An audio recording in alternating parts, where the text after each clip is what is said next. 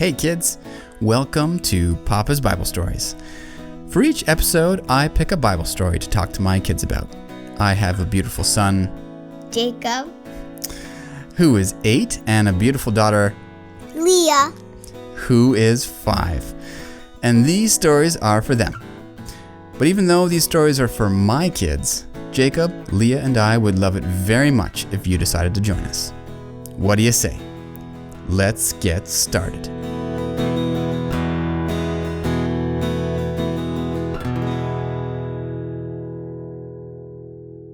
So last we left our story, Pharaoh had finally freed the Israelites. Egypt had endured 10 horrible plagues, going all the way from bloody water to frogs to flies to hail, all the way to dead children. And after all that, after Egypt had basically been destroyed, and after his own son had died, Pharaoh had finally given up and freed the Israelites. It was time to go home. It was time to go to the promised land. The very next morning, after Pharaoh had freed the Israelites, they were already on the move.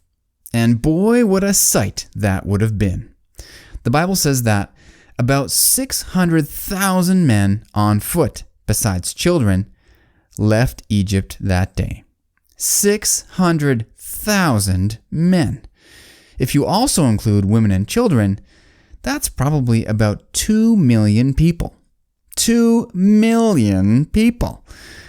Have you kidsos ever seen 2 million people all in one place before? Yeah, me either. The biggest crowds that I've seen would have been at like a baseball game or something. And maybe some of you kids listening out there have been to a few games like that before. The biggest sports stadiums usually hold around 100,000 people.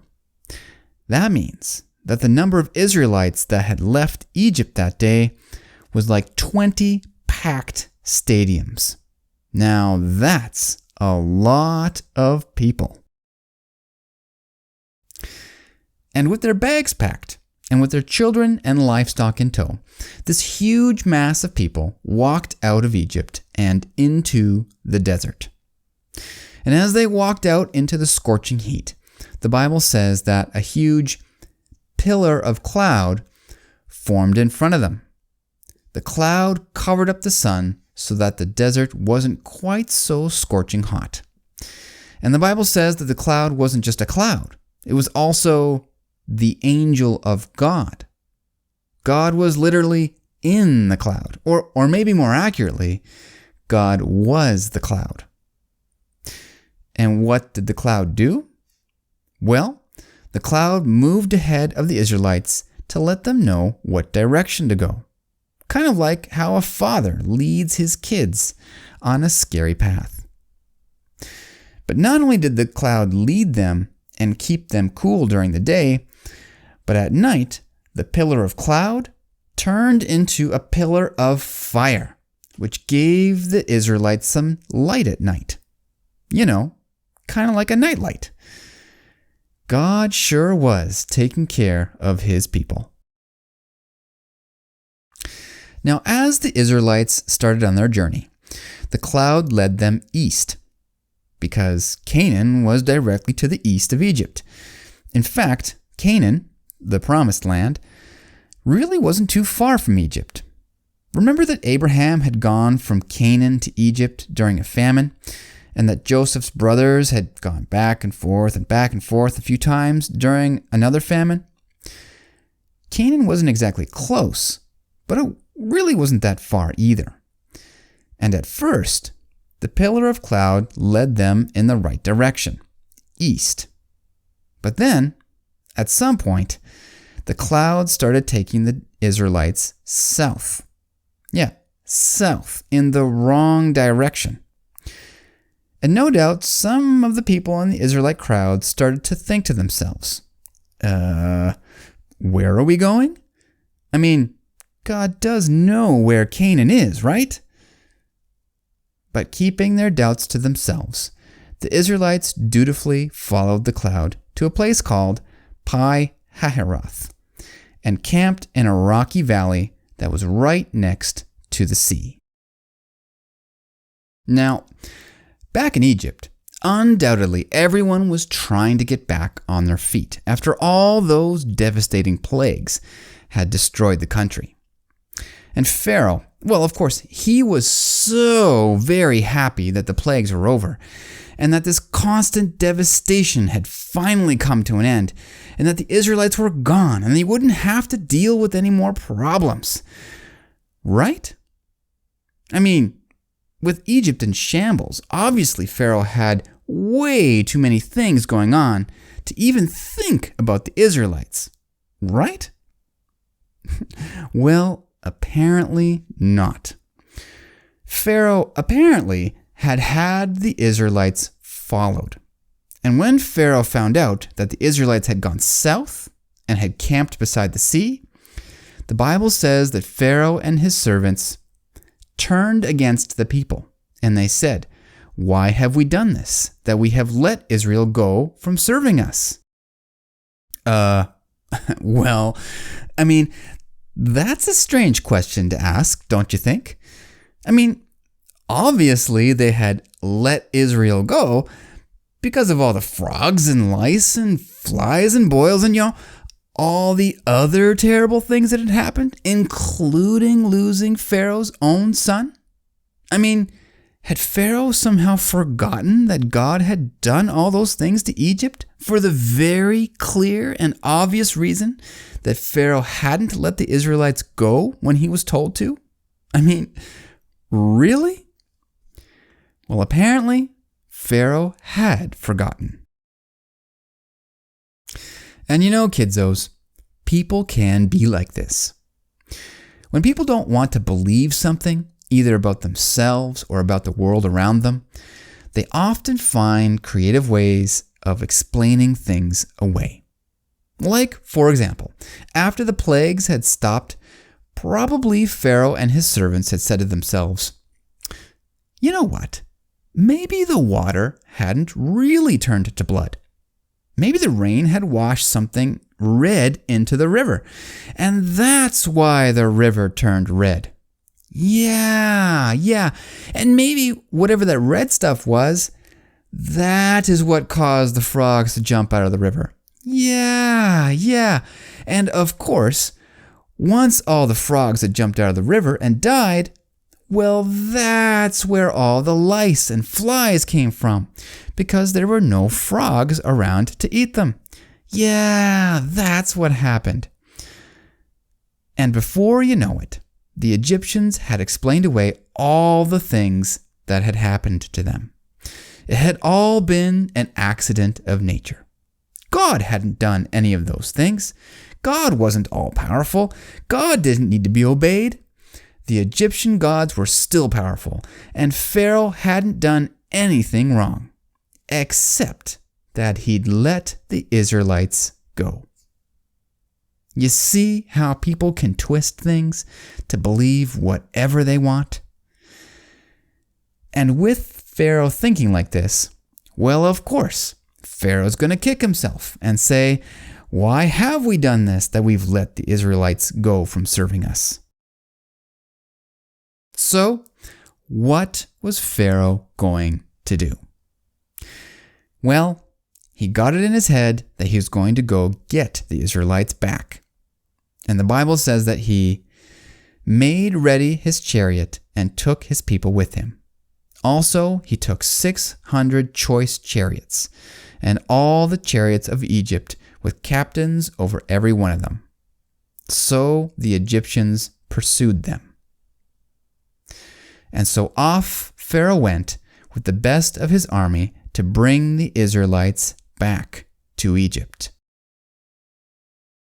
Now, because Pharaoh and his army were all on horseback, it wouldn't have taken them long to catch up to the Israelites. And as the evening approached, the Bible says that the children of Israel lifted up their eyes, and behold, the Egyptians marched after them.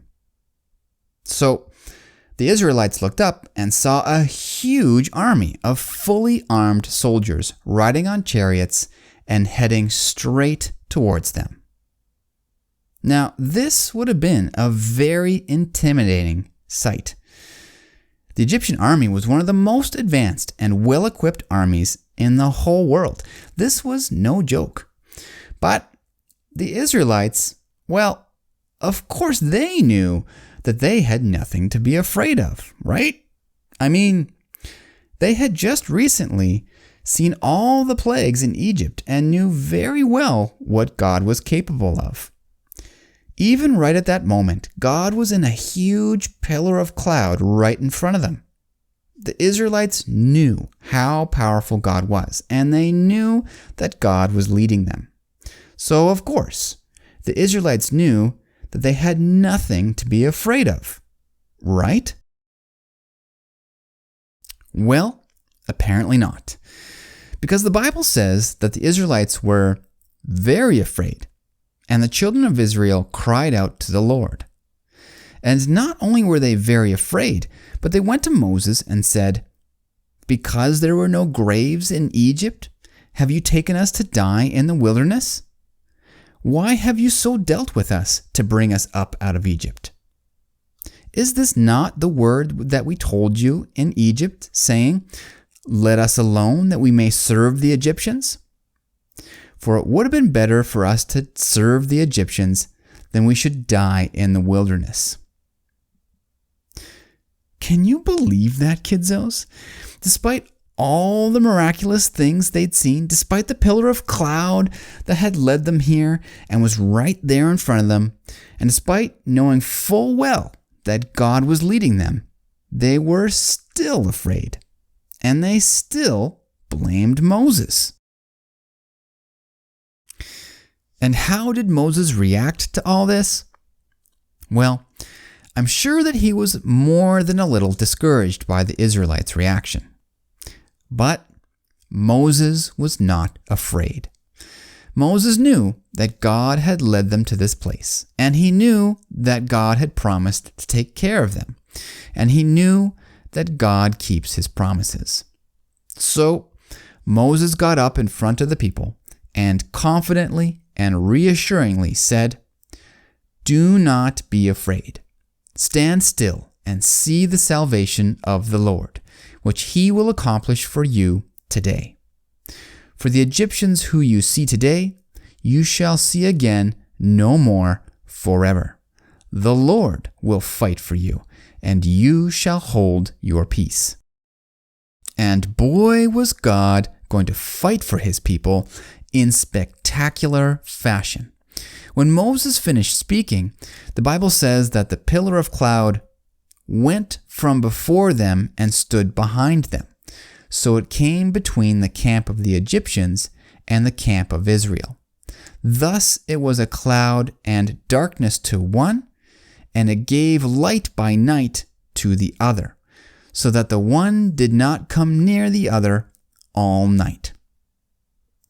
So the cloud that had been leading the Israelites leapt up into the air, flew over the Israelite camp, and landed behind them, right in between the Egyptian army and the terrified Israelites. The side of the cloud that faced the Egyptians became darkness, so they couldn't see the Israelites anymore. But the side of the cloud that faced the Israelites became light, so that as evening became the night, the Israelites could see where they were going. Wow, now that would have been a sight to see. But God wasn't done yet. And God said to Moses, "Tell the children of Israel to go forward, but lift up your rod and stretch out your hand over the sea and divide it." And so Moses stretched out his hand over the sea, and the Bible says, "The Lord caused the sea to go back by a strong east wind all that night, and made the sea into dry land, and the waters were divided." And the Bible also says that the water was a wall to them on their right hand and on their left. So the Israelites would have looked at the sea and seen a dry path going right through the middle of the sea, almost like two invisible hands had come down and physically pushed the water to each side. The Israelites could see the bottom of the sea. The dry path went off for miles into the darkness. Wow, now that would have been a sight to see. And Moses turned to them and told them, "Move forward." And what did the Israelites do? Well, with the pillar of cloud blocking the Egyptian army behind them, and with this dry path through the sea in front of them, the Israelites, all 2 million of them, moved forward and took the dry path into the sea. All night, the Israelites made their way down into the sea to escape the Egyptians. Now, while all this had been happening, the Egyptians had been stuck in the darkness behind the cloud. But as the morning came, the Egyptians caught sight of the Israelites.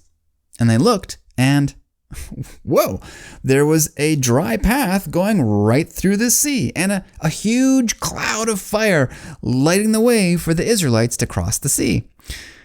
Of course, they had never seen anything like this before, and obviously, God was using his incredible power to protect the Israelites. And of course, the Egyptians looked at the whole situation and thought to themselves, you know what? Better leave well enough alone. And of course, they immediately went home, right? Well, no, that's not what they did. Somehow, they looked at this situation and said, hey, the Israelites are getting away. After them. And the Bible says that the Egyptians pursued and went after them into the midst of the sea, all Pharaoh's horses, his chariots, and his horsemen. And off Pharaoh went into the sea to catch the Israelites. But as Pharaoh started after the Israelites were safe and sound on the other side. They had all made it to the opposite shore. And as the Egyptians made their way through the sea, the Bible says that God looked down upon the army of the Egyptians through the pillar of fire and cloud, and he troubled the army of the Egyptians. And he took off their chariot wheels so that they drove them with great difficulty. So as the Egyptians are trying to quickly get through this precarious situation, all of a sudden, the wheels in the chariots start coming off. Can you imagine going full tilt behind a horse and then looking down and seeing your chariot wheel heading off in a different direction? And then crash, down you go. And right around this time, as they're sitting there with walls of water on either side of them, with the wheels falling off their chariots, that's when they realize, hey, maybe this isn't the best position to be in. And all of a sudden, they all decided to head back where they'd come from. But it was already too late. The Egyptians had shown that they would go after the Israelites no matter where they were and no matter what was going on. And to ensure that the Israelites stayed safe, God was going to have to put a permanent stop to their obsession with enslaving the Israelites. And so God spoke to Moses and said, "Stretch out your hand over the sea, that the waters may come back upon the Egyptians, on their chariots and on their horsemen." And Moses did so. And then the Bible says that the waters returned and covered the chariots, the horsemen, and all the army of Pharaoh that came into the sea after them. So as the Egyptians turned to run away, the sea came crashing down on them. And the Bible tells us that every single Egyptian that had followed them into the sea died. Not even Pharaoh survived that day. And so ends the Egyptians' part in this story. After Pharaoh and his army came to their unfortunate end, the Bible doesn't mention the Egyptians again for several hundred years. It seems that it took the Egyptians a long, long time to recover from what happened to them that day. And kidzos, this is a lesson for us to learn. Ultimately, the reason that the Egyptians made such foolish decisions is because they kept a spirit of rebellion in their hearts. They knew what God wanted them to do, but they decided they didn't want to do it. And they kept this spirit of, I don't want to, in their hearts. And what happened to the Egyptians as a result? Their thinking became confused. They weren't able to see the obvious truth about what was going on. They became blind to what God was doing. They couldn't accept reality. And eventually, that spirit of rebellion led them to go barreling into the sea after the Israelites, even when it was so obvious that God was going to protect his people. And kidzos, each one of us, every day, has to make a decision. Am I going to obey God, or am I going to rebel against him? And I hope and pray that each day you will make the right decision. Now, while things had gone very badly for the Egyptians, the Israelites, on the other hand, were dancing with joy. Things had looked pretty dark there for a while, but God had saved them in spectacular fashion. God was protecting them. God was on their side. He'd freed them from the Egyptians once and for all. And now it was time to head to the promised land. It was time to make their way home.